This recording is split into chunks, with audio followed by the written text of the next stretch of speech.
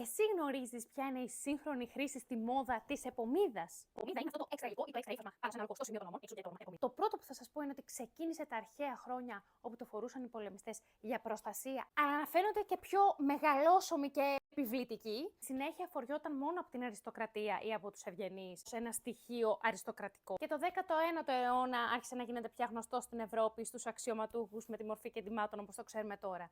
Όμως, πέρα από ένα κεντρικό στοιχείο ή για να μας δίνει δομή και όγκο στο πάνω μέρος, στα leather jackets, γιατί έχουν ύφασμα που γλιστράει, χρησιμοποιείται σε μορφή κουμπιού, δεν είναι πια ραμμένο, έτσι ώστε να μπορώ να τοποθετώ τη τσάντα μου χωρίς να γλιστράει και χωρίς να με ενοχλεί, χωρίς να πατάει την επομίδα και να στέκεται εκεί χωρίς να εμποδίζει την κίνησή μου. Αυτή είναι η σύγχρονη χρήση της επομίδας. Εσύ το ήξερες? Αν θέλεις να μάθεις κι άλλα στιλιστικά hacks και tips, τότε δεν έχεις παρά να με ακολουθήσεις.